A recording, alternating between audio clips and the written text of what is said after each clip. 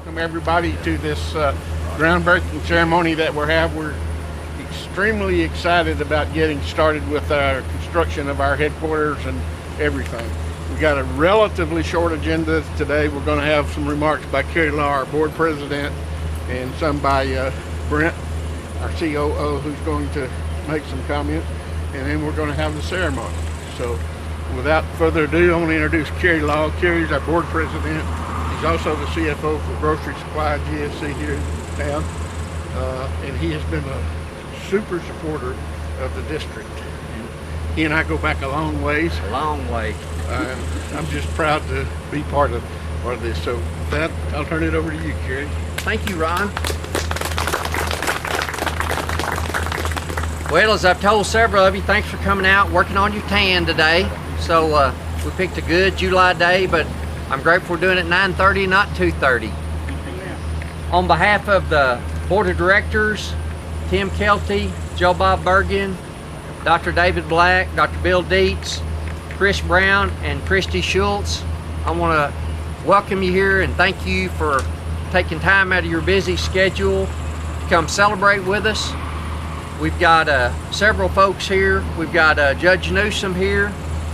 We've got our city and county fire chief, David James, and Andy Inslee. Thank y'all.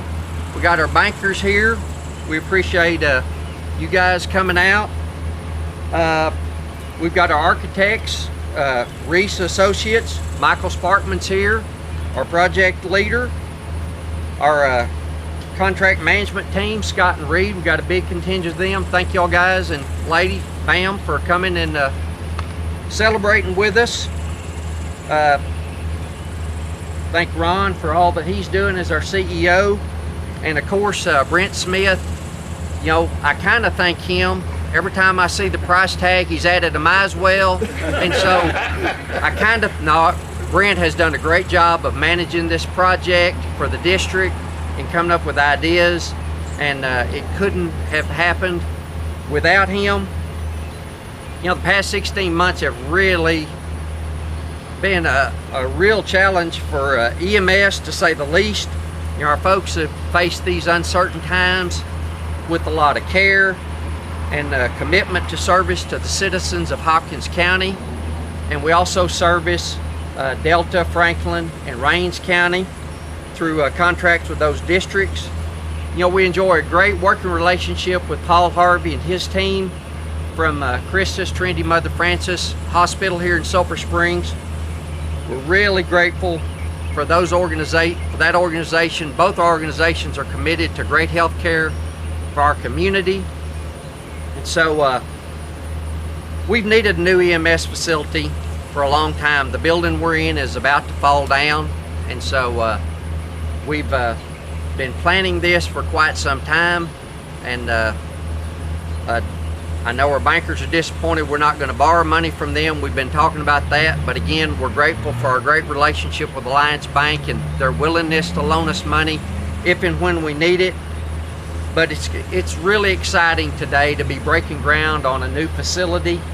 So it'll be the home for Hopkins County Hospital District. It'll be home for our EMS.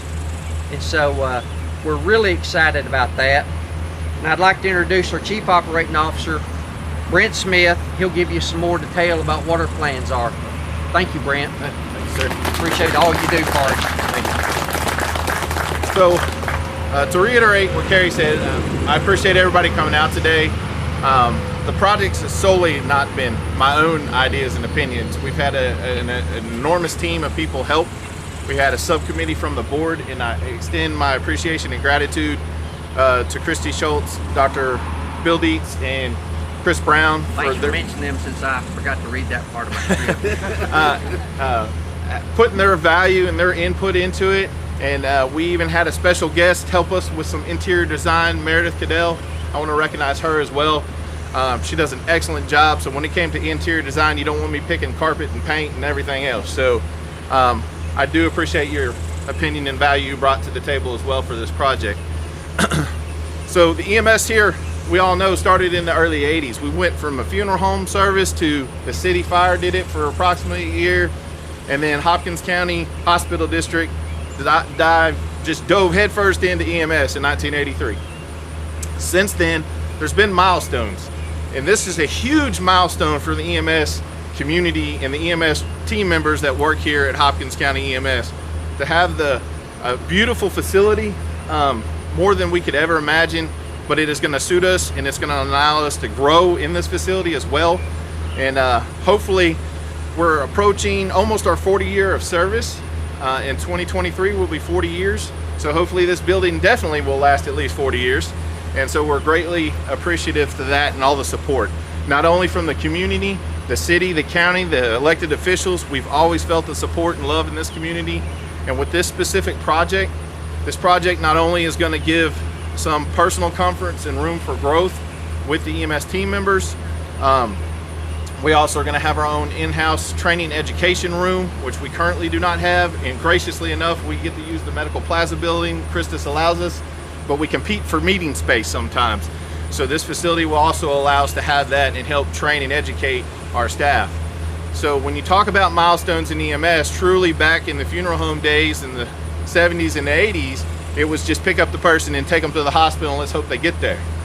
And then in the 80s, they started adding medicine and all these other things that we do. So that was another big milestone. Now, truly in the 90s is when the push for mobile intensive care units were, and that's truly what we operate. And just the evolution of mobile intensive care units, they are truly mobile emergency rooms now with the sophistication and equipment we carry.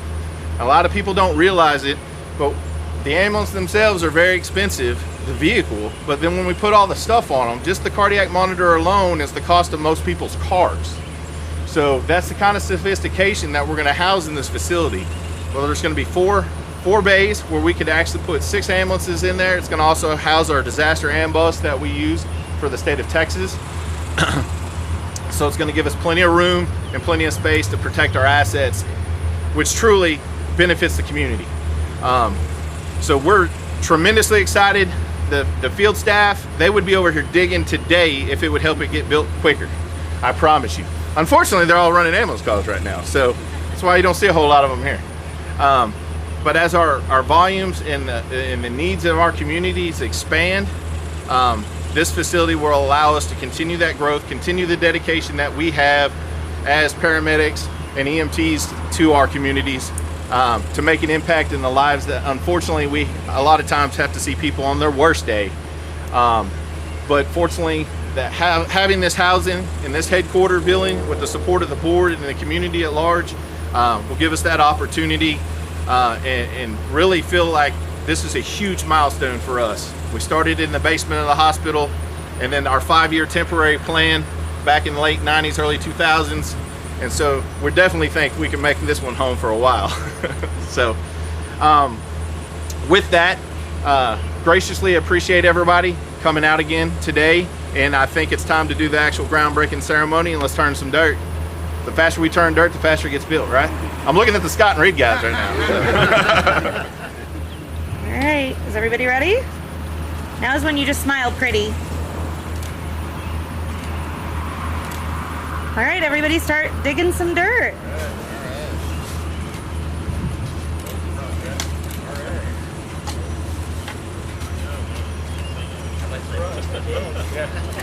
How much are we digging? I mean, how fast did you want to get it built?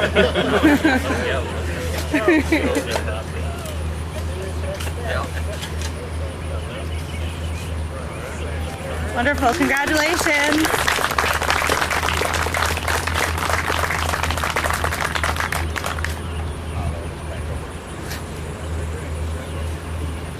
I just want to thank everybody for coming. That'll conclude the ceremonies.